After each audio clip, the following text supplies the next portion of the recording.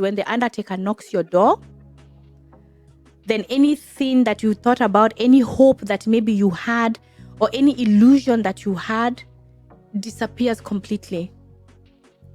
Because this is part of his job. Yes. He knew the processes. The people know the process. Yeah, they know the process. They know where to get what. That's why he came also very early, because he said, I want to be done by 12. Okay. Then I have everything. I have to go from this place to this place. So because it's part of his job, then he knew the process. Yeah. So it wasn't me going through the process. Yeah. His cousin chose him is because he had this experience. And he had done it also within the Guinean community for someone else. So the process, he knew how and who to contact. Yeah. Yeah. But for me at that moment, what was important was respecting his last wishes. And his mother and his family are in Guinea. And so he was not alone. And I was with him for a very long time. And I can always be able to travel. And his mother is older. She's over 75 years. And so for me, it was also really an act of giving back, giving her back the son. Because as a mother, I also know that I want to be close to my kids, you know, no matter what. If it's possible that when it's time for me to go, to be laid back home.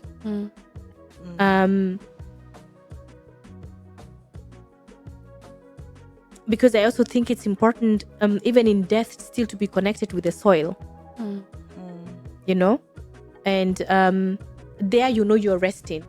Sometimes sometimes it's easier, sometimes it's very difficult, and sometimes you're just like, you know, you're just there, and it's a process, and I really see it as a process, and I accept to go through the process, even if it's not an easy process, because in our case, me not speaking about it and me not being able to articulate my feelings, or our feelings, would have been difficult also for my kids, because I was not only mourning for myself, but also for my kids. You're constantly reminded you're alone, right? Because you want to be fair to everyone and also to yourself, and so you have to constantly balance your time.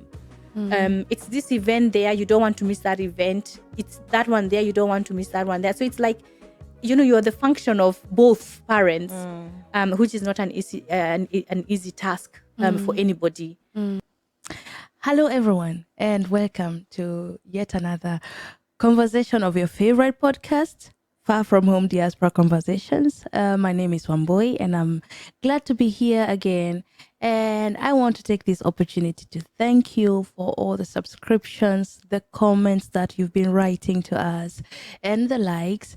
We really appreciate you as our listeners and also our viewers. We also want to appreciate our Spotify viewers. I know there's especially a lady, Mary, who is always listening to us on Spotify and writes us messages. Mary, we appreciate you. Thank you so much. And today we are ready to have yet another conversation. As you remember, this is the conversation that we were having last week with Dr. Jerry. We were talking about mourning and grieving in the diaspora, and the conversation got long, but it was still a necessary and important conversation, which is why we decided to continue and to give it enough space so that we could say everything that needed to be said. And today we are continuing with that conversation with Dr. Jerry. And as usual, we want to thank TEDx Media for their continuous support. You're going to be hearing more about TEDx Media in the course of this conversation. TEDx Media has been supporting us since we started this conversation. Thank you so much, and enjoy the conversation if possible. And I remember which is like the worst thing. I don't even wish that for my enemy. My biggest enemy is when the undertaker knocks your door. Because when the undertaker knocks your door, then anything that you thought about, any hope that maybe you had, or any illusion that you had, disappears completely. You now know he's really it's real, because the undertaker will knock your door and he knocked my door and he said, yeah, I'm sorry that I have to knock your door, but we have to sit down. And then he told me, yeah, I need his papers. Sorry, does the undertaker just come, or do you have to contact You the have undertaker? to contact, yeah. So you're the one you have to go. How do you do it? Do you Google? Or what do you do? No, so my husband also had a cousin who lives in Duisburg. And in Duisburg, he found an undertaker who is also a Muslim who already has experience in that. Okay. So that's the one that we contacted. Okay. And he's the one who came. And I'm glad that that first process I didn't have to look for this person. Then because I think it would have even been more harder. And it was important that he's buried according to his religion and according to his customs.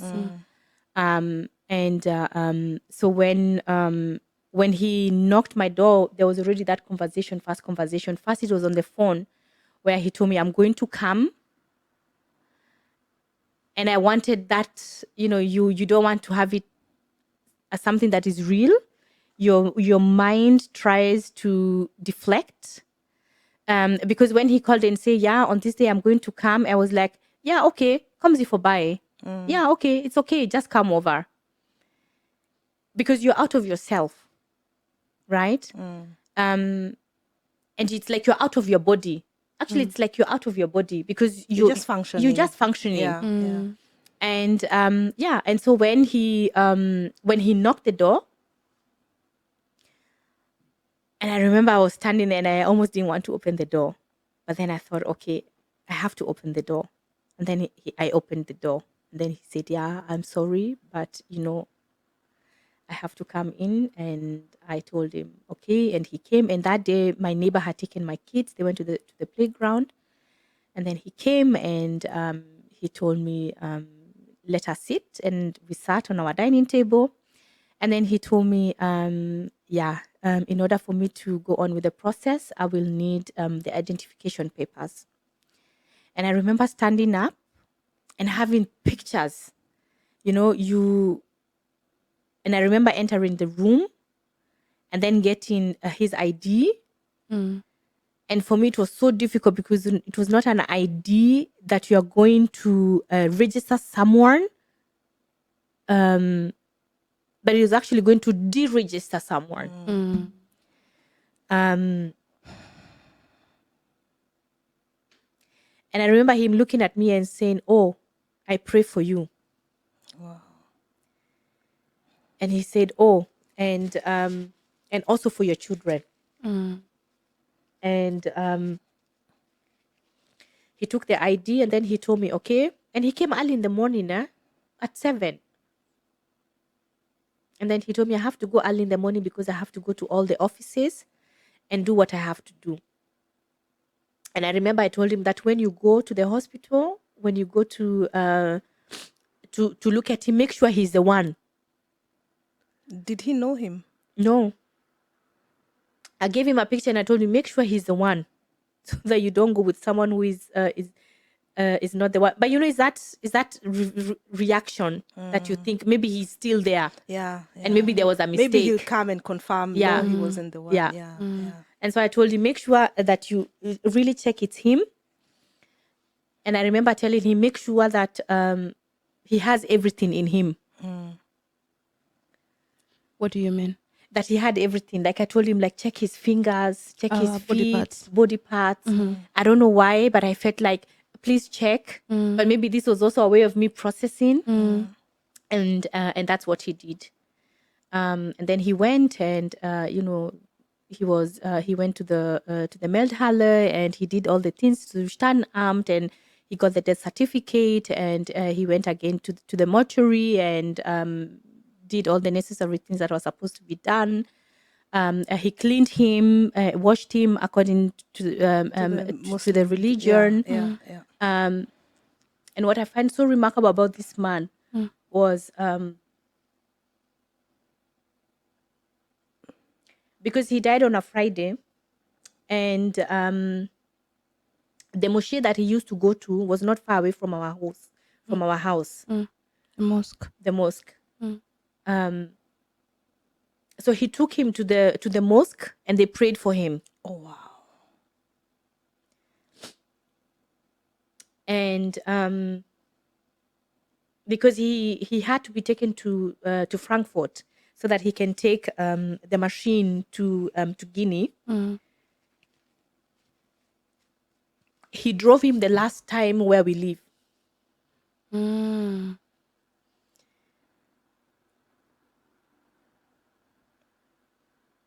And were you there in this process?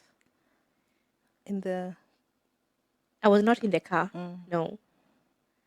I was with his cousin. But the mere fact that he thought it was necessary for him to drive him for the last time in our street where he lived, I thought that was remarkable. And so for that, again, I am thankful, because it could have been different, right? It could have ended, that was very respectful. or would have been telling a different story. Can I just ask, you say the undertaker is the one who goes to he's the one who went to the mortuary, cleaned the body, mailed a death certificate, all these official things is this one person who did. Yeah. Who pays the undertaker? Is there like an insurance, or do you have to pay? We paid. Okay. Is it like a private thing? That I'm asking this because It was a private. for our listeners who just have no idea. So it's private. You have to go to your pocket and pay this person. For us, it was private, and I also think because this was not a Christian, maybe it has something to do with that. This was a different thing. Yeah. And the German law, was there at any point where it was like not okay, for example, to remove him from the mortuary, to take him to the mosque, to drive him around the street? No. All these things are not a problem. It wasn't a problem in his case. Okay. I don't remember it being a problem. Okay. Yeah. So maybe other people have a different experience, but that was not a problem. Yeah. Okay. I even felt like because this person knew, because this is part of his job. Yes. He knew the processes. The people know the process. Yeah, they know the process. They know where to get what. That's why he came also very early, because he said, I want to be done by 12. Okay. Then I have everything. I have to go from this place to this place. So because it's part of his job, then he knew the process. Yeah. So it wasn't me going through the process. Yeah. And that he had to take the ID, and the ID had to be, they have to clip it out to make it, I don't know. It cannot be used by... Yeah, ungültig.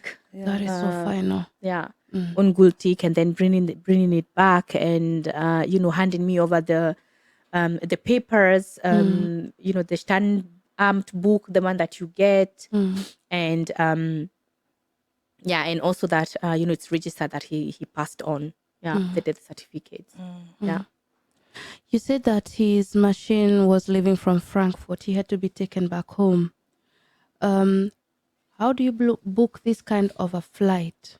That was also the undertaker who did everything. Okay. Yes. Okay. Yes. Because, this is not the first time. And I think one of the reasons why also his cousin chose him is because he had this experience. And he had done it also within the Guinean community for someone else. So the process...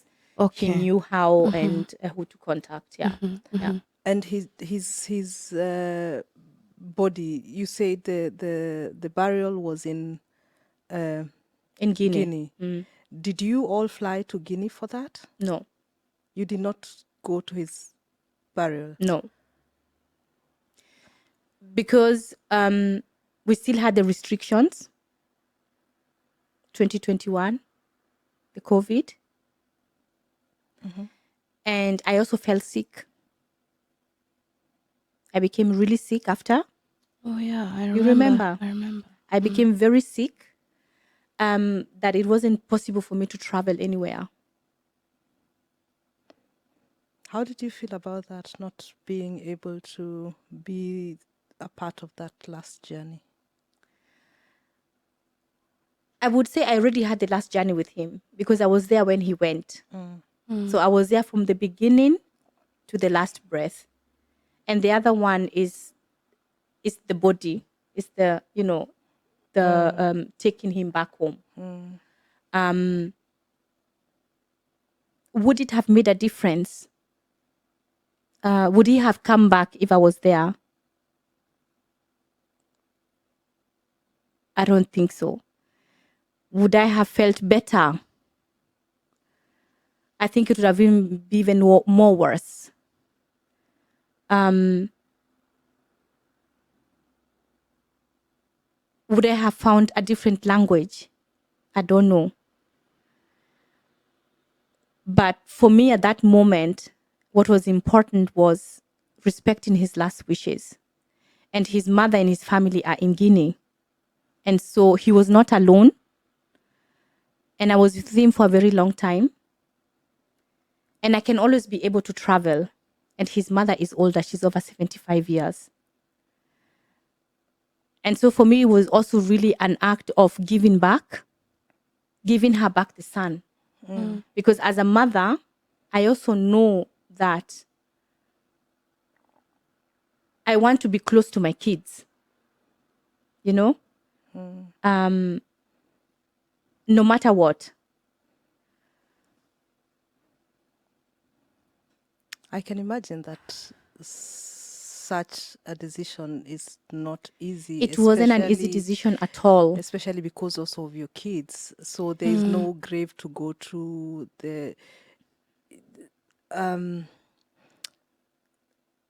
I think this is not a very nice question to ask, but do you think it was a bit selfish of him to ask that he be buried in Guinea? No. Considering you have kids together? No. It's also an act of going back home and being among your people, which I think is very important. Okay. Because he was buried next to his father, who had also passed on. And I mean, we all know where we live. We all know that even here, when you die, like the money that you have to pay, and at a certain time, I think they have to rebury you, and someone else on top is buried, and and that would have been for me more horrible to know that maybe in a couple of years, if I'm no longer here, that someone would, would open up his grave and someone is buried on top of it, or his ashes are, spread somewhere. So for you, it was respecting his wish and knowing that he will rest in peace. Exactly. Near his father and with his family. Exactly. And he was home. And also one of the things that really kept on, what I kept on thinking was, if we ever leave this country, you'll be here alone. Oh, wow. Yeah. If we ever decide it's time for us to go somewhere else, he's here and alone. But there he's home. I would also want with all, if it's possible, that when it's time for me to go, to be laid back home.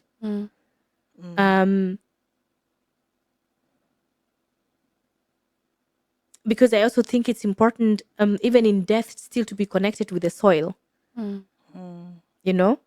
And there, you're resting, and here I had a feeling it would be half rest, which would have cost me more sleepless nights than knowing he's there. Nobody's going to dig him out, and he's resting.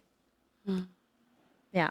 I respect you for that. That's a very selfless Thank you thing to do. Amazing. Yeah. I think I would have problems with such a decision, but you talking so respectfully about it and respecting his wish in such, not thinking about yourself, but about him being dead and not being able to decide for himself. But that shows, the kind of love and respect that you had for him. And that is, wow. And we can always go back, there's somewhere we can still go, and family members are there, so he's not alone. How are you able to create a sort of upsheet is the word that comes to my mind for you and your kids? Was there, because normally we know, okay, then there's the death, and then there's the burial, and this is where we say goodbye, and then this is where the finality. You put in some oil, we put soil. Yeah. Soil goes to this finality. How are you able to create this form of goodbye for you and your kids? Or was it abrupt? Did you do something about it, or did you talk about it? How did you work this out, especially with the kids? Because I remember even when I was taking them to the Spielplatz, that they talked a lot about that. And so what did you do? How did you make it possible for you and the kids? As you said, I spoke a lot about it. But also because I think I was there when he left. It was also a way of saying goodbye, and for my kids, and also this is something he also didn't want, because when he really got sick, he didn't want the kids to see him so sick. Yeah. And they have a very positive image of the father, which is very important. So they did not see him broken. They have the positive memories, and I think that has been one way of them also maybe dealing with it and being able to go through that process. But to be honest, I don't think there's one moment where you say it's over, because even when you put the soil, it still continues. There's no one moment where you said, okay, I put the soil, now this chapter for me is closed. It still goes on, and it's in a lot of things. It's in as I said, my daughter asked how he used to smell. It's in the way he used to chew food. It's the way he walked. It's the way he would kick the ball and then say ouch.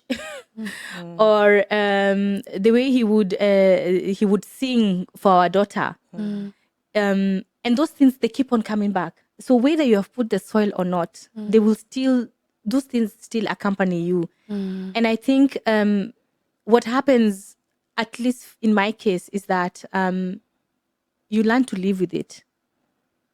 You learn to live with it and also accept the reality that this person is gone. And I think this is where, again, it's so important that you give thanks to the Lord, because again, this person was here, this person was part of your life, this person was you have kids with this person, and even when it's time for them to go on their journey, something is left behind. It's not as if they just disappear just like that.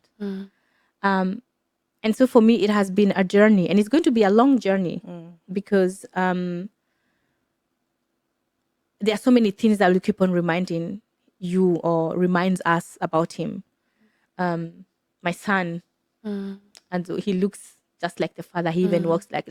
The other day he said something, and I said, "Oh my God, that's exactly what the father would have said." And so he lives on, and even when he's not there on a physical, there's something about him that still continues, and it's difficult. Even speaking about it, and I think that's one of the reasons why maybe I didn't go into that place or get into that place, because I spoke about it. I chose to speak about it. I know there are people who will not be able to speak about it, but that was also my way of healing, of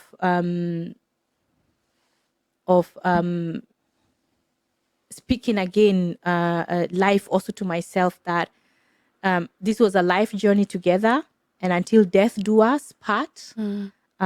It has done us apart, but that doesn't mean that that everything is over.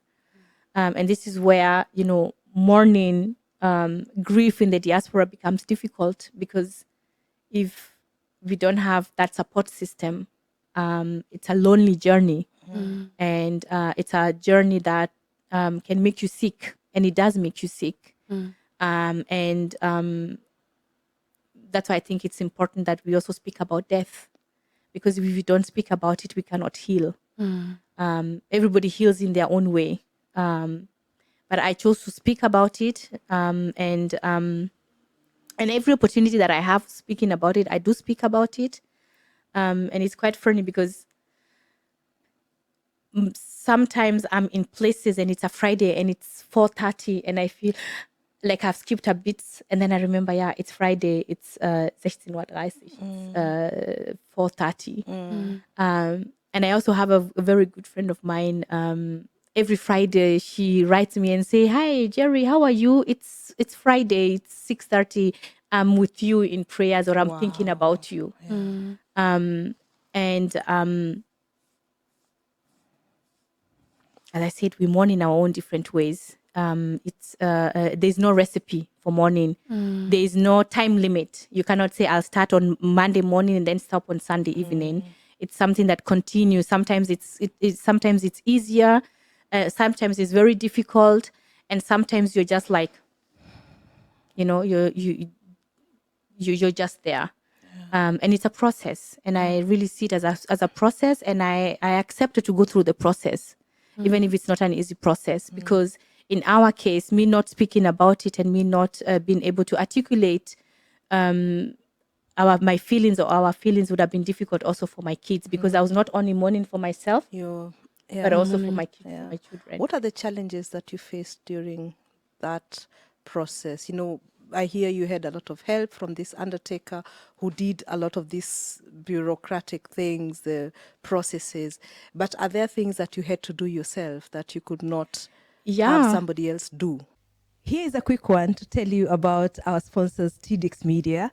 I've been working with TDX Media for about 5 years now, and this has saved my life, literally saved my life. TDX Media has a way of helping you to optimize your office work. So I am a very chaotic person. My office was looking like you can imagine it. And then TDX Media came, and they really helped me to optimize the processes, especially the processes of how I work, what should happen when, they came and advised me. They came and sorted out most of my files and all that, because I am not that. And then my website, it's beautiful because it is being maintained, it is being serviced by TDX Media. And then the CEO of the company, Christian Tiedemann, who does all that, comes to you, advises you, he talks to you, he listens to your needs, and then crafts everything according to how you need it, but adding his professionalism in everything that he does, such that at the end of it all, and he will not use anything he doesn't think is okay for the person visiting your website. So if your photos are not good enough, then he'll not put them in.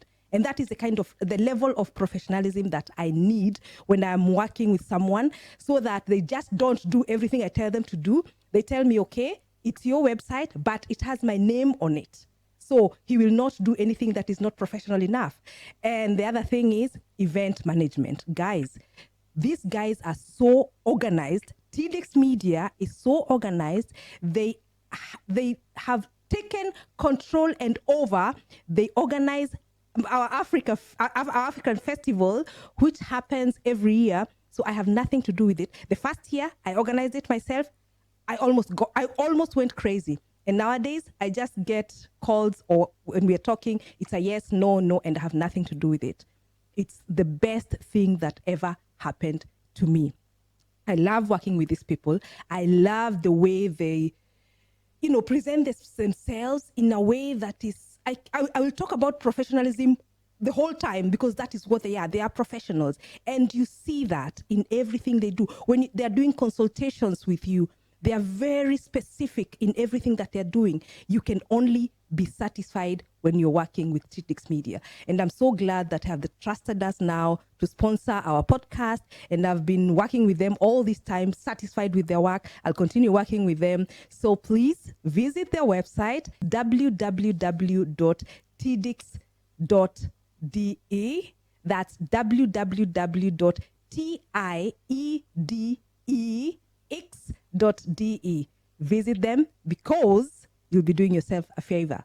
Thank you so much.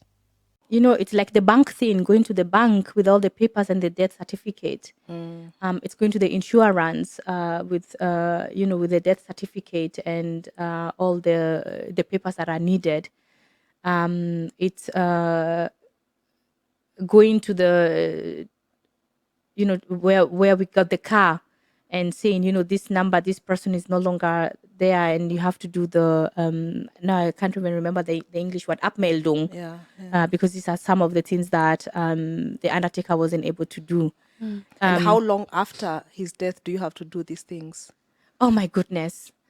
I was telling this to a friend of mine last time that I still get letters from him written his name 2 years after. And sometimes it's just advertisement, but they're written in his name. And you can't even go and write these people. You write them and tell them, this he's no longer there.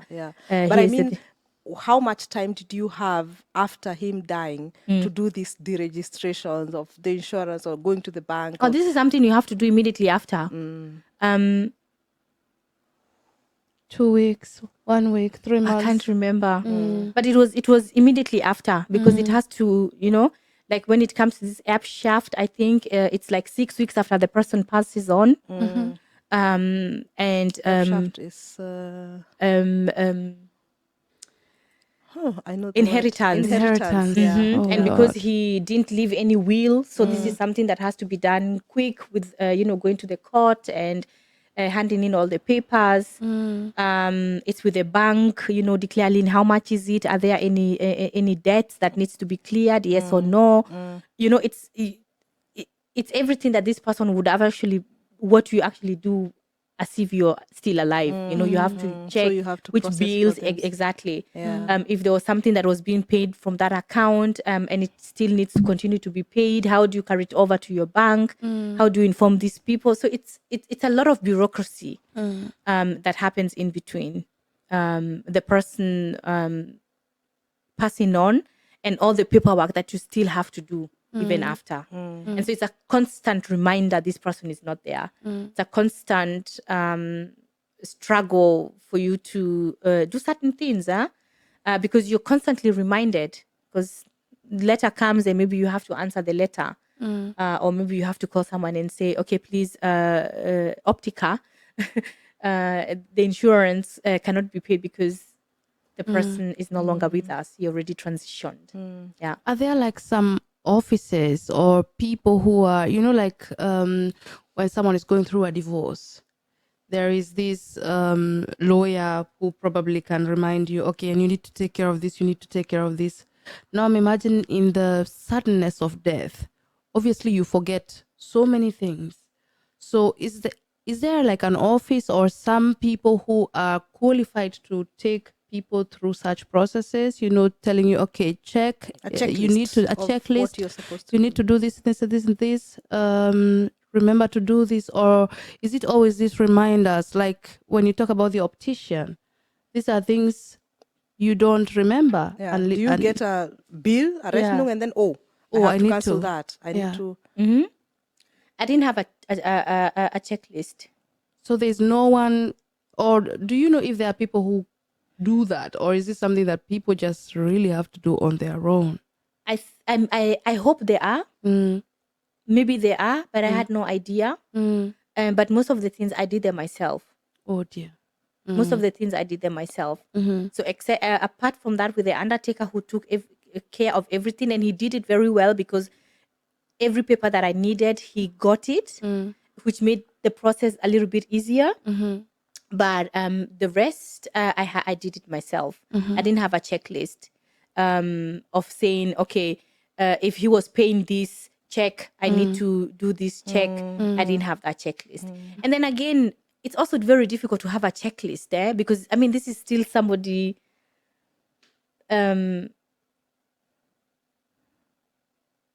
It's still something that you're processing, right? Exactly. That's why I'm asking, because you're processing. You're processing. You're processing that this person is no longer there, and then the system doesn't even let you breathe. Yeah, that's what because immediately after that you have to think of this and this and this, and in the process you're going to forget. And your kids, and you also have your kids, and you also have me myself.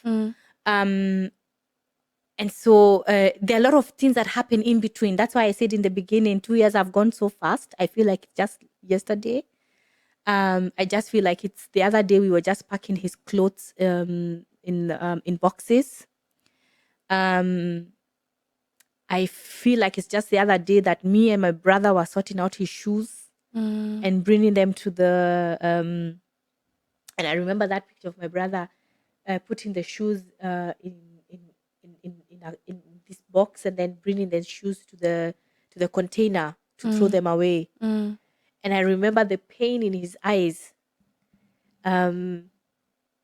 because he was looking at the shoes and then looking at me, and it was like, oh, we really now have to do away with the shoes, because this person is not coming back. So it's a lot of things that are happening in between. So you're grieving, mourning, and at the same time you still have to function because life goes on. Life doesn't stop because nothing is waiting for nothing you. is waiting. It's even if you take 2-3 days off, it will still, you'll still have to start where you stopped. So and I wish and I hope that it's possible to have such a checklist or like social workers who are specially qualified for this. I think they are. I think they are, but then again, even within our communities, how we speak and how we deal with also issues of death is different. So maybe there are some social workers who do that and do help. I know there's this big Leitung. Exactly. Now there's this big Leitung where you can go and then they can help you. And I did this also for my kids, especially drawing, so that they can be able to speak about their emotions. But to be honest, at that moment, you're so confused that the last person in your mind after Is the like undertaker has visited your house is someone who is going to give you a checklist. You're just thinking, how am I going to wake up tomorrow? Yeah, that's true. That you don't have that time to think of where can I get even more assistance, because at that moment it's like your whole world is shattered. It's crushed. It's crushed. So yeah. My God. So I don't know. People deal with it differently, and maybe there are people who have those social workers and who come in and intervene. But I didn't have it. And because you said you paid everything yourself, you don't have to say the exact amount, but around how much does one have to pay for all that? Because this is an important question for people dealing with such things, and you're paying it yourself. It's a lot, especially if you have to be taken back home. It's a lot of money. But I also did it again, not all alone, because also his brother was there, and his family also was part also of that process, and also contributed to that. And his elder brother also did a lot. So and it made it easier also for my side and for my part. But it's a lot of money. I know there are some groups or organizations that where you can pay money, and then when something like that happens, insurance, exactly. Yeah. But most of us come here and we're not thinking about that you're going to die here. You're not thinking about death. You're coming here to work, and then when you're done, you go back. So there's some things that compared maybe to, if I may use the word, maybe white Germans, who have, Versicherung for this, insurance for that, for that. We don't have that. Don't. Our insurance is, investing at home. Yeah. Because soon or in a couple of years, you're going to go back. Yeah. Yeah, but it's a lot. Yeah. Wow.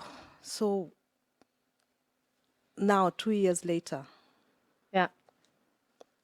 do you, because you're still a young person, you have young kids, do you feel like you have the capacity to have somebody else in your life? Or do you feel like you're ready or can never be ready to be with someone else? I don't know. Have you given it any thought? Not so much. Because I don't even know where I would start. And I feel as if 2 years is still not enough. I feel there's still a lot that is still going on, that is happening. Again, this is now where my kids are starting to understand the whole concept. So this is where they're asking a lot. This is where the process is happening. Um, and I feel like if I were to do that, would be difficult for me. And the difficulties comes in maybe trying to compare someone with him. Or even have I really healed after 2 years? Would I really be open and truthful and all these I don't know, qualities or whatever you have to bring into a relationship? And then I'm also a mother of 2 small kids. Like, does this happen in real life? Do women who have lost their husbands immediately get into relationship, yes or no? And I'm always thinking not only my own security but also the security of my kids. And so I don't know. I really don't have an answer to that. It's still a difficult a difficult question for me to be able to answer now, because I wouldn't even know how to deal with it. Probably maybe there's someone maybe who will say, oh wow, yeah, I would like to be with her, and I wouldn't even probably not even notice. And I think it's because you're still in that process. And I think in order for you to be able to to share and be with someone else, you would have to have let go. I don't know if you can completely let go, which I think it's not possible. But maybe that you say, okay, now I am, I think now I can be able. But currently, I don't think I'm able, or I'm in that position, because my kids are now more important. Okay. Yeah. Have you ever tried therapy? Did you talk to someone? I spoke to someone, yes. Okay. Yeah. Yeah, which is very important. Because if you don't do that, that's why I was saying, then you get into that place or space, because there are a lot of things that are associated with it. There are a lot of people who will, say negative things about you because now you're a widow. I remember there was somebody, I think one boy I told you this, who I saw, and then this person told me, oh, but you don't look like you're mourning. You haven't lost a lot of weight. Oh my God. And that thing really got me, because I was like, okay, is there a way that your body looks like when you're mourning? Is there something that you put on that your body shows that you're mourning? Or somebody really told you that? Yes. Or somewhere that I went and somebody was really, really, really not nice to me. And I remember going back home and thinking to myself, maybe he would not have done that had I not been a widow. The way he spoke to me and the way his body, spoke to me was very violent. And I thought maybe he would not have spoken to me that way had I not been a widow. It's also sometimes like, which is very challenging, and that's why I have respect for every single woman, every single father, because it's not easy. When you have to go to school meetings, for instance, you're constantly reminded you're alone, right? Because you want to be fair to everyone and also to yourself, and so you have to constantly balance your time. It's this event there, you don't want to miss that event. It's that one there, you don't want to miss that one there. So it's like, you're the function of both parents, which is not an easy task for anybody. And so I think it's also important that empathy, but also sometimes when you're mourning or when you're grieving, depending on what stage you are, just hearing nice words is okay. It's fine. Just calling someone and saying, hi, how are you? Today I was cooking this and I thought, because that does a lot. It gives you positive energy, even if it's just little. And for that one moment you can forget. I forgot to mention this. When the undertaker came to my house, I'm just going to say this because it's important for me. When the undertaker came to my house, I was really, really, really, really down. It was that moment where everything is like, you feel like I, I even felt as if my hair was paining and my whole body was aching. To such an extent that I felt if I don't lay down now, maybe I'm going to faint or something is going to happen. And then I remember when I was, when I wanted to go to the kitchen and get something, my doorbell rang on that evening. And Ombo, you know, I love flowers. And it was 3 friends. It was Essie, Yao, and Zara who came to my house on that day. Were you also there? You came after, I remember. I think. came after Yao. You came after Yao. And they brought a huge bouquet. I still remember it. You remember With it? yellow. Yes, a huge. Full of life. Yes, a huge bouquet. And a lot of, and I think some sweets, some chocolate. And I sat there and I thought to myself, today was the lowest point.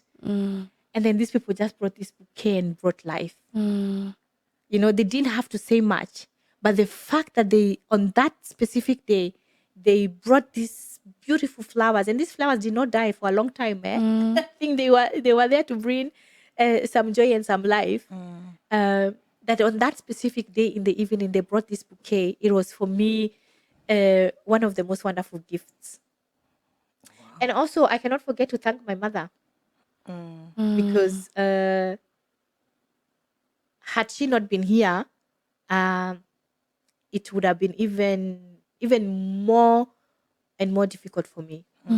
Yeah, because not one time did she leave. Wow, she stayed there. She helped me with the kids.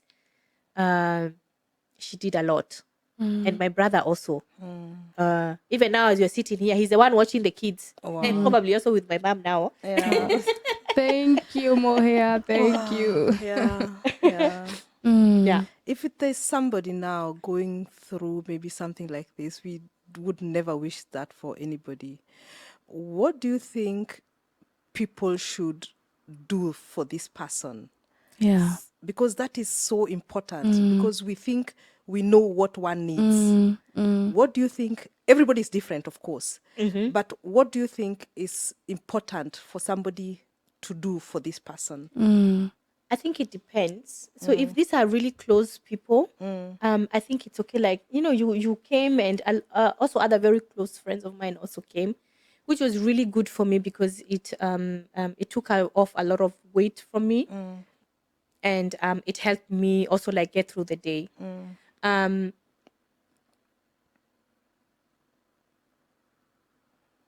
But I also think that when someone is going through this process, just listening to this person, that's enough. Sometimes could be enough. And just letting this person be, you know, a little bit of space, because there's so much happening in between. I remember there was a time my house, there were people coming every day because there were people who came from France, from Belgium, from I don't know where. And constantly my doorbell was ringing. And there were times I thought, I just want a minute to breathe. Just to sit down and, you know. Just be alone with your thoughts. Yeah. But also that community is very much needed. That, you know, you check on this person. Speak with this person, because sometimes speaking is bringing life to somebody. You know, and you might think this is just a mere act, but this act means a lot to this person. That's why I gave these examples of you know, of what I went through. But also maybe, and this is a conversation, I'm not an expert on this, maybe it's important that also in the diaspora, we also speak about what happens when. Do you know where the documents of this person is? Do you know the bank account where this person has his or her bank? Do you know where the ID of this person is? Because these are some of the things that you're going to need later. Maybe there are people who are already doing it, but I mean, who awaits death when you're young. But I really would say, you know, listening to each other, but also being your sister's keeper, and not just in words, but also in practice, in practicing utu, right? Really, you're human. This can happen, and just being kind, because sometimes when something like that happens, some people are really harsh, and some people are really, really, really cruel also towards the person that is mourning. Or people think that you're mourning today and then tomorrow is over. Or people have, they have a concept of how one can mourn or grieve, and there's no concept to it. Everybody is different. Everybody is different. So even me trying to give anybody advice, it's not possible, because only that person who has gone through that can be able to say what I need and how I need it in order for them to continue. Yeah. But as I said, for me, it was talking about it. Because when you speak, then you know this is where I need assistance, or this is where, this is where my difficulties are. Yeah. Wow, thank you so much. Thank you so much for We all sharing breathe. this. Yeah. Yeah. Yeah, this was not an easy conversation, and thank you so much for honoring us with so much honesty. Really, thank you. Yeah, thank you. And I think this is a conversation, as I said, I think we should have it often within our communities. And also speaking about the assumptions that some people have when someone passes on. The thing that, you just can't, someone, doesn't just pass by. There must be something, which most of the time is, it's nature. Where there's life, there's death. And one way or the other, we will need to speak about it. I don't want to prepare myself for death, but I think knowing where my pin words are, I think it's important. And and speaking openly about it, because it can happen anytime, anywhere. Yeah, and we pray that the Almighty, gives us a long life and blessings. And again, in the midst of all that, even when there's death, there's still life. And to thank the Lord for it, because there are children who don't know their fathers. Maybe they died even before they were born. There are mothers who are not even able to see their children. There are some who are looking and they can't find. And so that little that you have, that you think is little that you have, always grateful for it, because gratitude is so important. And you learn that when something like that happens, that saying thank you and not taking things for it's a must or for granted, but that you're thankful. We are thankful that we are here now at this moment, at this particular day. And it's not a given. Yeah, it's because God has mercy with us. And it's because maybe we haven't finished our purpose, or maybe our journey hasn't yet come to an end. Yeah, exactly. And when it comes to an end, we will also be thankful for it, because He's a giver and a protector. Yeah. Thank you. Thank you for having me. Yeah. Thank you. And I hope we can invite you another time for another conversation. I think there's a lot to talk about. But this was a deep one. Thank you so much for watching. We need a cup of something now. Yeah. See you next week. See you next week, good people. Thank you for listening. Bye-bye. Bye.